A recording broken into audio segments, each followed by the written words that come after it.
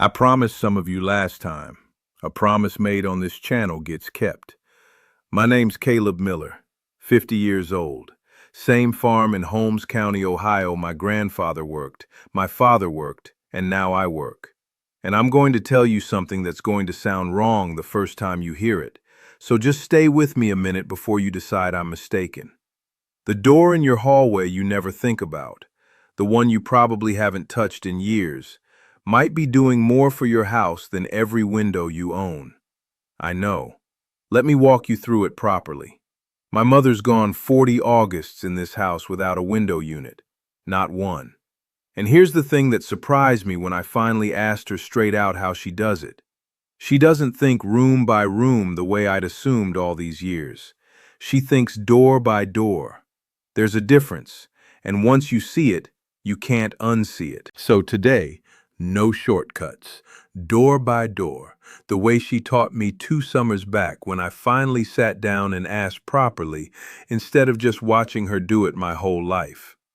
We start at the top of the stairs. There's a door up there most houses have, and most people never close. The one at the top of the staircase, separating the upstairs hall from the rooms. Ours gets shut every morning by 8 o'clock. Sounds small, isn't small at all. Here's why. Heat rises, you already know that part. But what almost nobody explains is that a staircase behaves like a chimney turned on its head.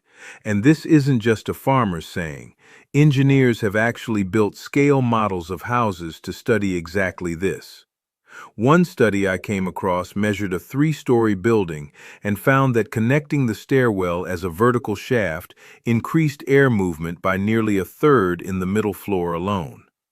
A whole different piece of research on 2-story homes found that a single window placed at the top of a staircase can cut a house's cooling energy use by 6 to 10%, just from that one opening working with the shape of the stairs instead of against it. Now here's the part that took me a minute to wrap my head around.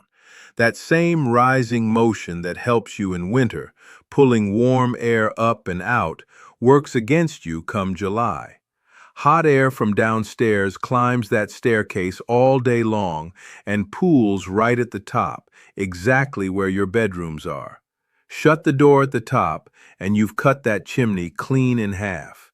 Heat still rises downstairs same as always, but it can't reach the bedrooms anymore. My mother learned this from her own mother, who used to say, "Close what you can't cool, and cool what you can't close." Took me years to understand that sentence. I say it in my head most mornings now. Now here's a question worth asking yourself before we keep going. Does your house even have a door at the top of the stairs? A lot of newer homes don't. Open concept the way they build now. If yours doesn't, you're missing this particular piece, and I'll give you something to do instead a little further on. I'm not going to sit here and pretend every house has what mine has.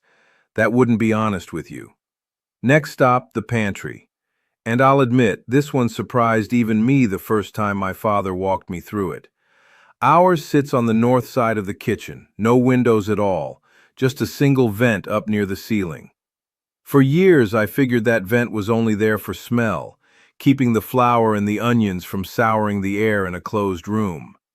My father corrected me on that one afternoon last July, standing right there with a sack of cornmeal in his arms. He said the vent's not for smell at all.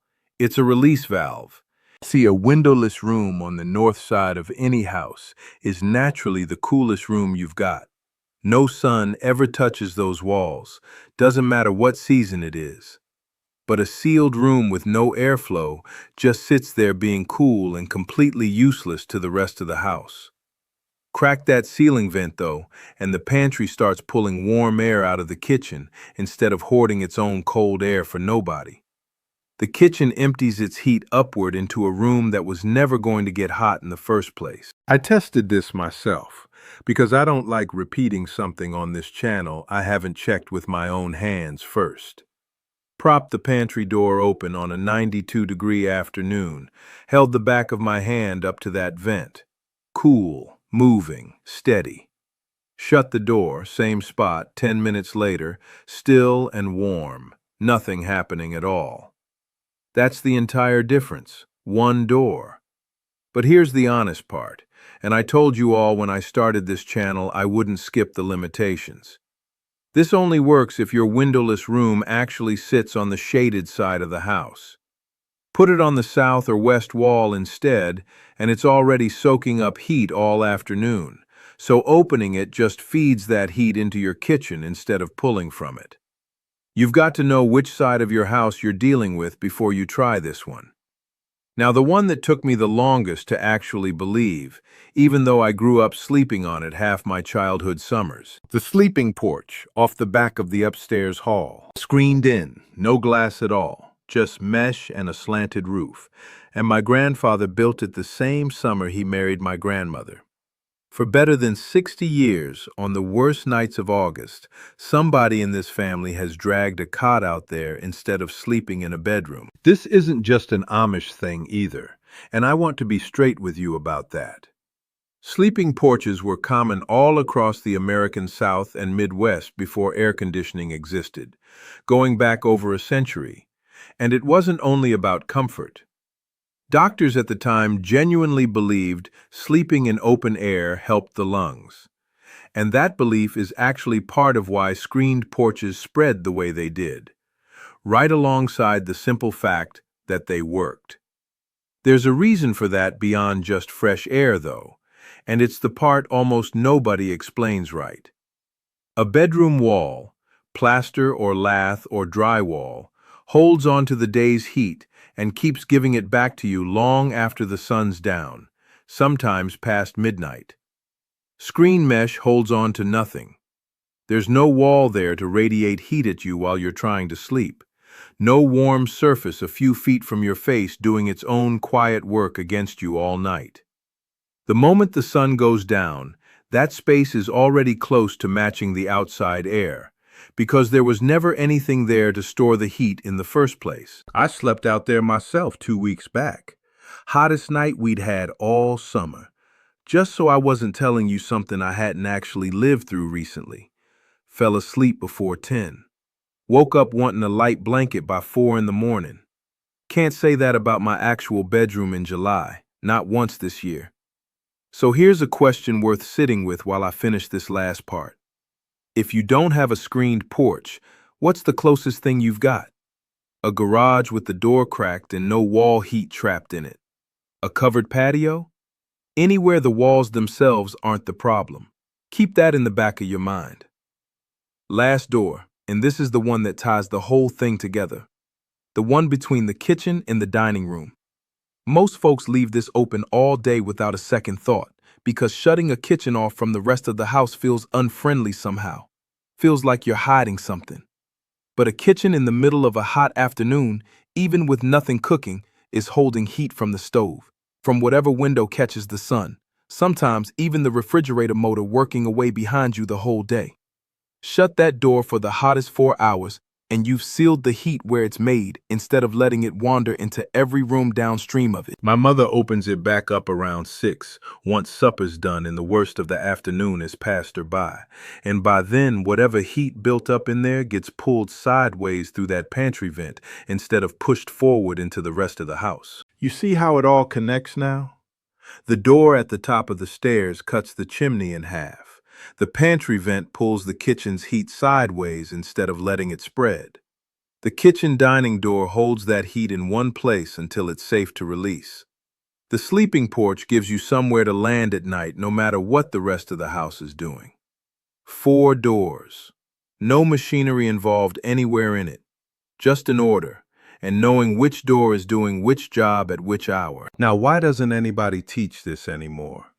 A few of you asked me that plainly last time, and I owe you a straight answer instead of dancing around it. It's not that anybody's hiding it on purpose. It's simpler than that, and a little sadder if you sit with it long enough. There's no unit to install for shut this door at 8 in the morning. No service call for prop the pantry open till supper. The folks who make a living cooling your house make it selling machinery, and machinery doesn't teach you patience, it just replaces the need for it entirely. My mother's whole method costs nothing but attention, twice a day, morning and evening. That's the full price of it. And because it costs nothing, nobody's buying airtime to tell you about it. Here's what I'd actually ask you to try, not just nod along to and forget by supper. This week, find the door at the top of your own stairs, if you've got one, and start closing it every morning before 8. Just that one door, 7 days straight. Pay attention to what your upstairs actually feels like by evening compared to how it usually sits. Next week, if you've got a windowless room on the shaded side of your house, crack it open during the hottest part of the afternoon and see what you notice at the vent, or the gap under the door if that's all you've got. Last question for you, and I mean it. I read every single answer. Which door in your own house have you never once thought to close? Tell me in the comments, and tell me what part of the country you're writing from, because a house in Georgia is going to need a different order entirely than a house here in Ohio. Thicker air changes everything about how this works. And if any of you already sleep out on a porch or a patio in the worst of summer, tell the folks just starting out what actually worked for you. That's exactly the kind of thing that disappears fast when nobody bothers passing it along to the next family. Next time, I'm going to show you the one thing my grandmother kept by the back door that told her, without ever needing a thermometer, exactly when it was safe to close the house up for the day. Subscribe if you don't want to miss that one. Go slow this week. Mind the order. And remember, the people who built this country with their hands knew things we are only just starting to remember.